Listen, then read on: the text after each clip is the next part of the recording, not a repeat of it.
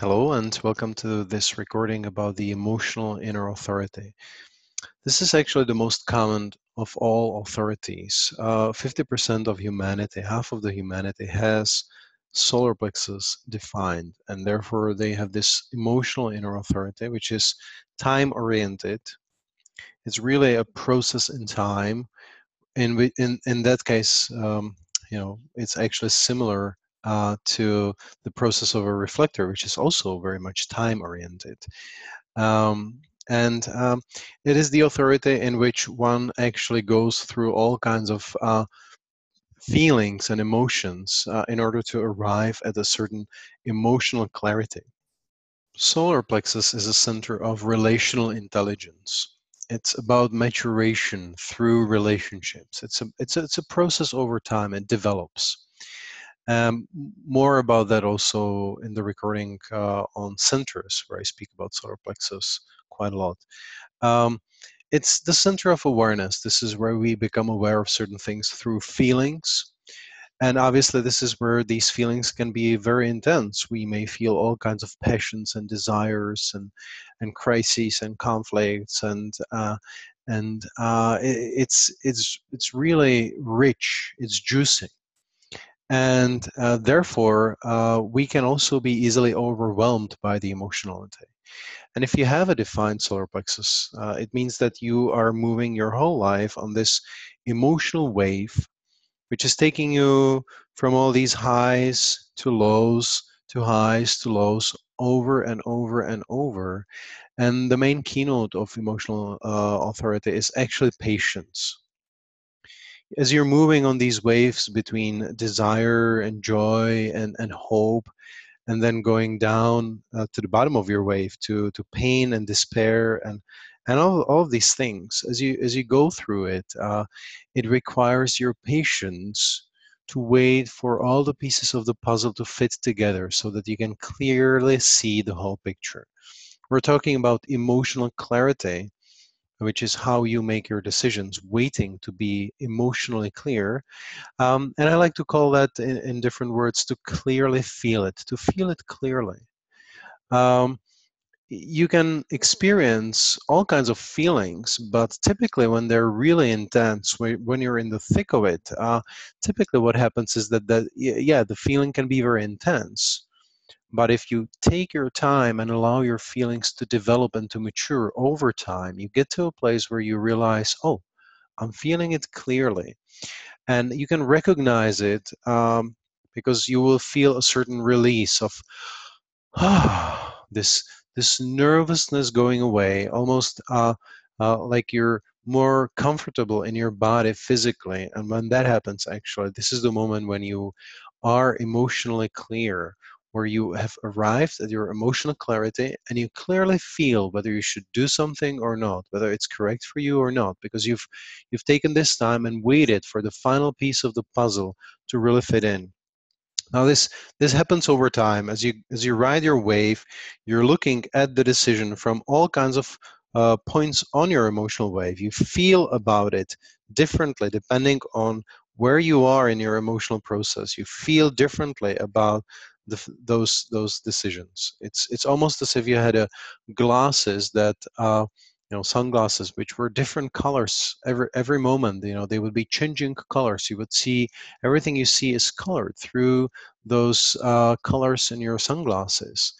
And so you really need to see the whole spectrum and take your time to go on your emotional wave, up and down, up and down, up and down, over and over and over, until you arrive to a place of the emotional clarity, what we call emotional clarity. This is the moment where you go, oh, I clearly feel. It's the moment where the nervousness goes away, and perhaps you don't have 100% clarity, but you at least are clear, that you are clear enough to go ahead and make the decisions, right? So it's about taking your time to be patient. uh, Wait for the nervousness to go away, to experience this release, this calming sensation where you feel comfortable in your body. And the more important you're making, the longer it takes for you to actually arrive at clarity. On the other hand, sometimes the clarity is there immediately. I mean, we're talking about um, emotional authority, where typically it takes time to be clear about certain things, but at the same time, you've been through all kinds of experiences previously. And based on those experiences, you can be pretty clear pretty fast. I mean, when the truck is coming at you, you jump away and you don't need to wait for clarity because the clarity is there immediately.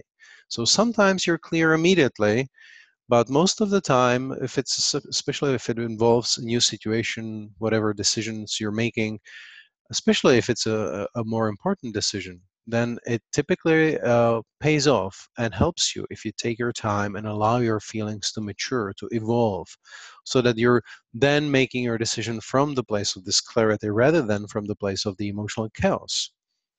And as an emotional being, you are really influencing other people with your emotionality big time.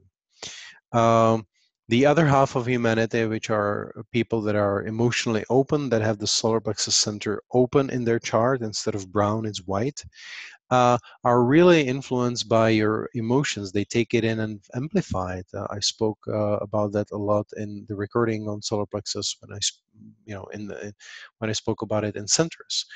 Um, so you have a big influence on others, and it pays off to be aware of that, to have it somewhere at the back of your mind that you're emotionally impacting others quite a lot. And sometimes you may not even know yourself that you're going down on your wave or up on your wave, but you can already see it in others that are around you, how they're responding to your emotionality, particularly when the solar plexus is defined through a channel which is not black, not fully black. Like in this case, you can see that one gate is consciously defined, activated, it's black. Another gate is unconsciously activated, it's red.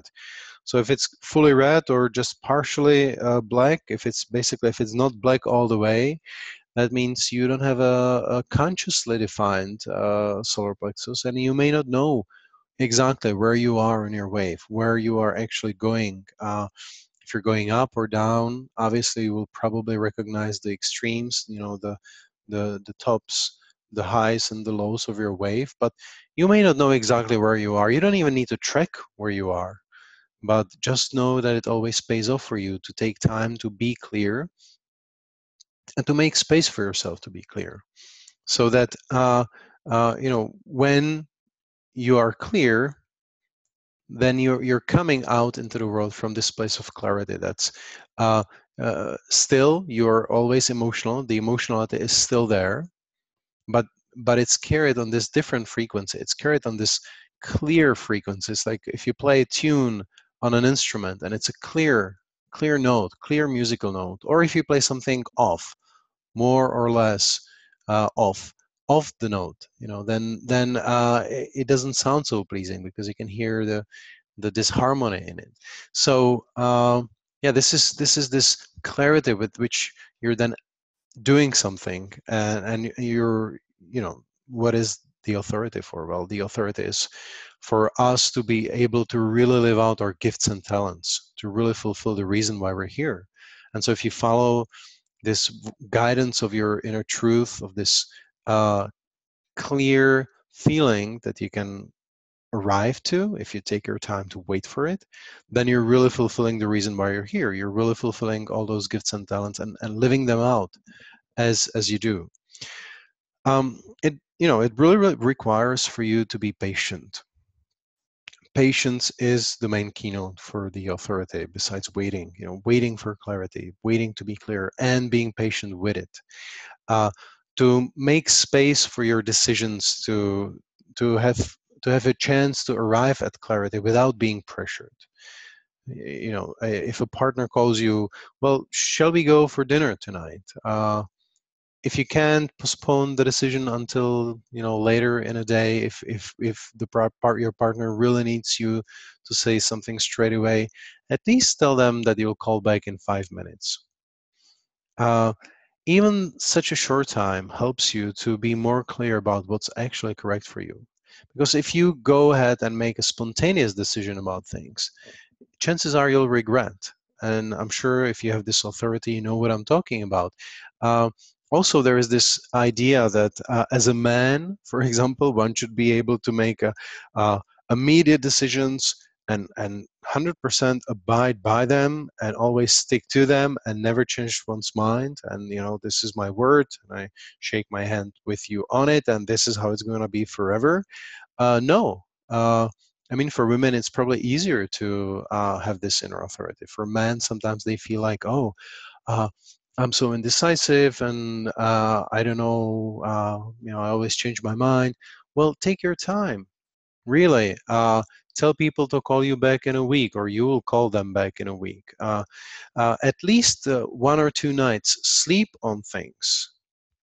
These are suggestions. That's not how your authority really mechanically functions. I mean, once you're clear, you're clear. It can take a second or it can take half a year.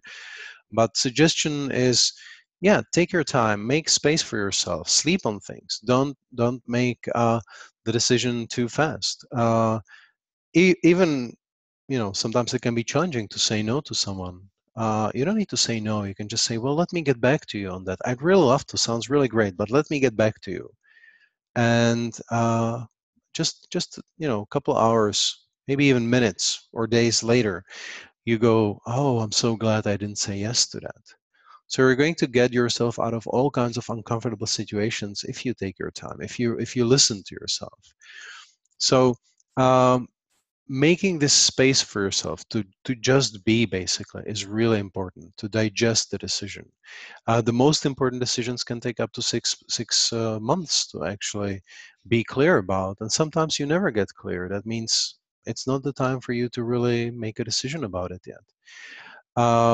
So yeah, people with an emotional inner authority have a slow digestion process. It's nothing to do with uh, actual digestion. It's nothing to do with your intelligence. It's really about you being able to see reality in a very multi-dimensional ways, really complex way of sampling and seeing the reality, and waiting for that final piece of the puzzle to really fit in, so that you all of a sudden you see it all and you're so clear, right?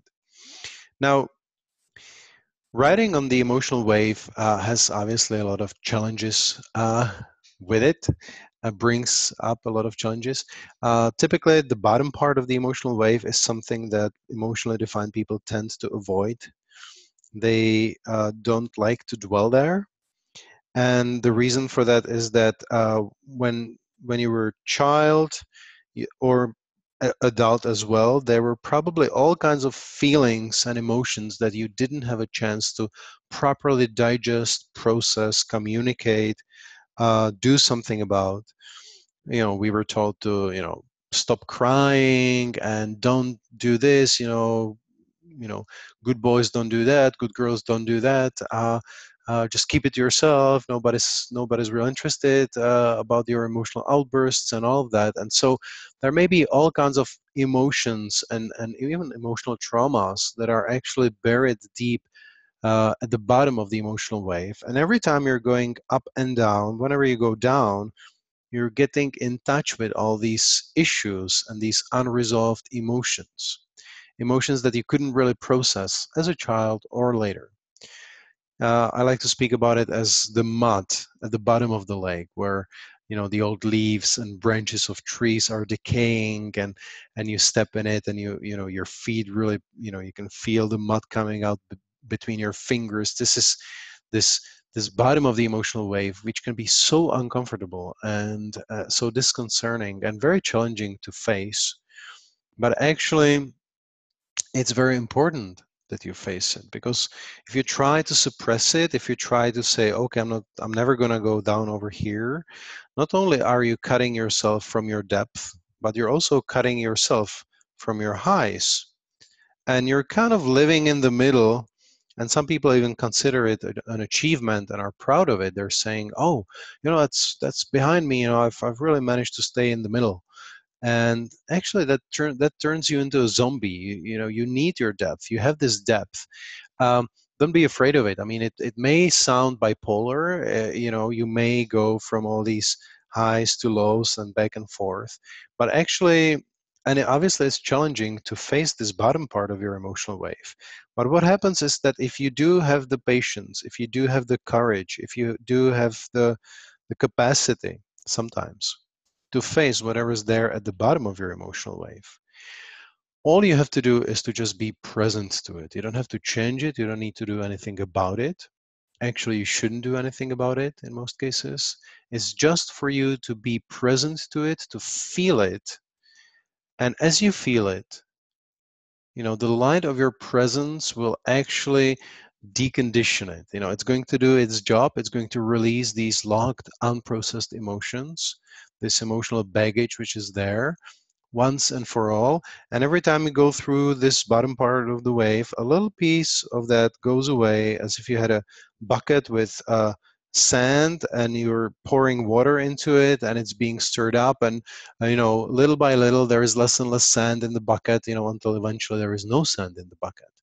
So that if you can do that, and not always you have the capacity for it, the time, the energy, the courage, the attention, whatever, if you can do that, facing the bottom part of your emotional wave whenever it takes you there, you don't need to do anything to be taken there. Actually, on the contrary, where people with an emotional definition typically have developed certain, even unconscious, protective strategies how not to face it, how to avoid that. But if you just let it be, it's going to take you there on its own. Just feeling what it's there is doing a great work for you. It's like a therapy that you don't need to pay for, although, as I said, it can be really challenging. And eventually, when you decondition, which is a process, obviously, like everything with the emotional authority, then what happens is that you can actually be going up and down and you don't experience any suffering here. You may not be in the mood to discuss the latest fashion, for example, but you know that you don't suffer. There is this grounded quality to you, going high and low. In fact, you may be going even higher because you're allowing yourself to go even lower. And yet at the same time, you're not bipolar because you're grounded, right? You're grounded at the same time. So taking your time to be emotionally clear, making space for your decisions, um, telling people that you're gonna call back, or asking them to call back to you or reach out back to you, not going ahead until you are emotionally clear, really creating this space for you where you have this time and this place to tune into what is correct for you, what is your correct decision, how do you actually feel about that, which, by the way, you can ask people that are in your life to, you can tell them, please ask me, instead of what do you think, please ask me, how do you feel about it. It takes you right away into your emotional authority. It takes you right away into what really matters. How do you feel about this thing? How do you feel about having an emotional authority in general, right? How do you feel about it? And take your time and tune into what it is that you clearly feel there.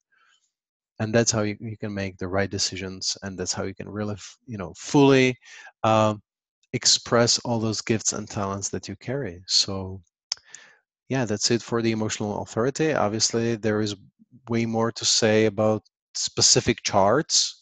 This was a general introduction to this theme, and thanks for your attention. Bye for now.